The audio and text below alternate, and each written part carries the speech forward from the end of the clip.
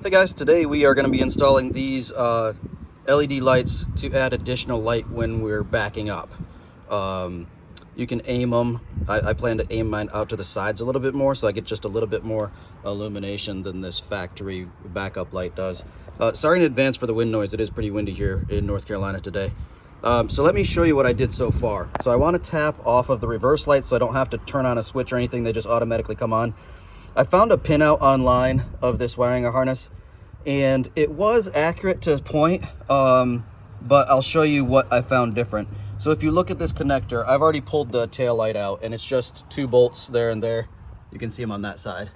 Those are 8mm, and then you can pop the whole assembly out. And then what I did was I popped this connector off, and I was able to stick the wires right in those connections to test the light and put the truck in reverse with the parking brake on, obviously. So I found out that this light blue wire here is the positive for the backup, and then if you flip the plug over, you see the green and then the black right next to it. That black one is the one that you want. Okay, they both say ground, but the green one, I tried it, it did not work. It's definitely the black one. So the thing I tried next was I tried using these crappy push-on connectors. They did not work. So what I'm going to do, it makes me a little bit nervous, but I've soldered many times before. So I'm actually going to cut these wires and I'm going to solder a pigtail in. Okay, so I have some wire here. Let me grab it. I have some wire here that I'm going to use. And then what I plan on doing is routing it down through there underneath the truck. And then I'll show you later how I'm going to mount the lights underneath. So I'm going to get to soldering and I'll check in with you in a minute. All right, there's my first solder joint. That's the positive side. I just used a piece of red shrink there, and of course you got to put that on before you solder.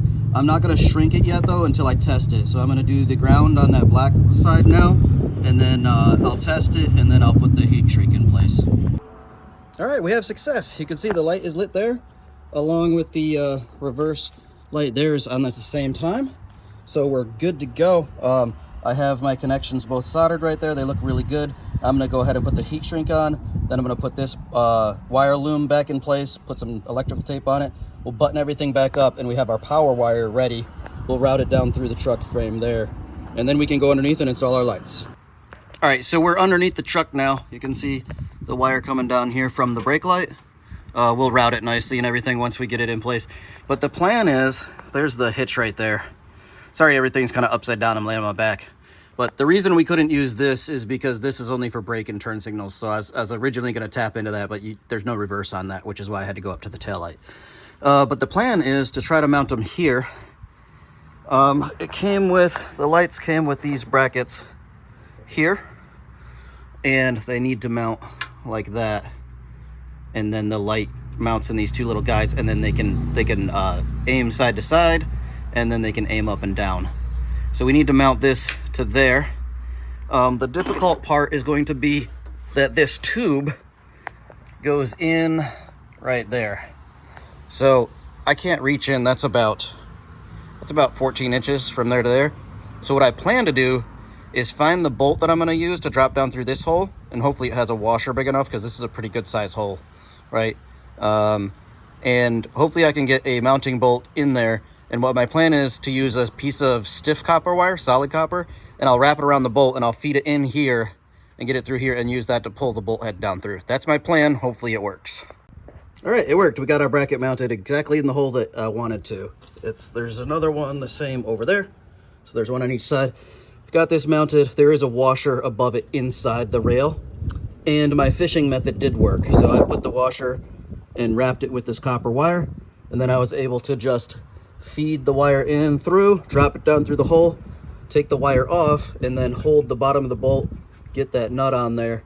And then the way I tightened it down, since I can't get a wrench in that whole distance, what I did was I held that with a box end wrench, the nut, and then I just turned the actual bottom of the bolt with vice grips.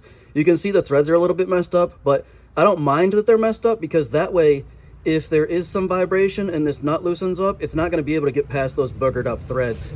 So it's kind of like a little safety measure, I guess. So yeah, just got to mount the bracket on the other side, and then we'll get these lights mounted. All right, so we've got both brackets mounted, but the problem is this interferes with the bracket that goes into here. because that bolt is too long. So I'm gonna have to go get my die grinder, and I'm just gonna cut that bolt down about 1/4 of an inch, and it should clear. All right, we got both mounts, both lights mounted, and they look pretty good. You can see some of the wires are hanging down. I still gotta connect those up, but yeah, I think they look pretty cool, and I can't wait to see how bright they are at night. But yeah, the next step is to wire them up. All right, they're all done. The wiring is all soldered up.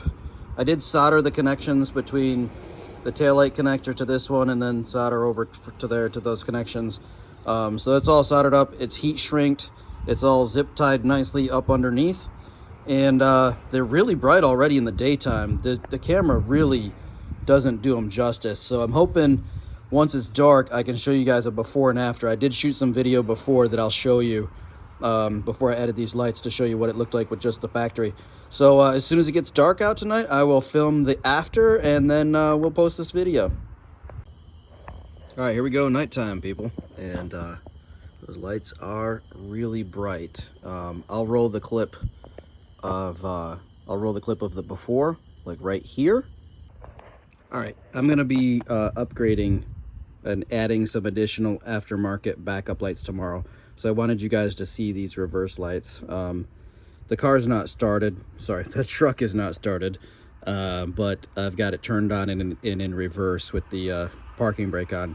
So those are my factory backup lights there. And then here's the reflection on the garage door, just so you can see how bright they are. And then tomorrow, after I upgrade with some aftermarket, I'm going to be adding some additional lights underneath the back bumper. I'll show you guys the same view at night so that you can see the difference. And now we're back for the after, and you can see how much brighter the garage door is lit. It looks really good. I'll go ahead and turn my truck around so you can see how it looks backing out of my driveway. I don't know how well this picks up on camera, but oh my gosh, it's so much better lit behind me while I'm backing up. That's on the rear view camera there. That'll do it for this one, guys. Hope it helped. Take care.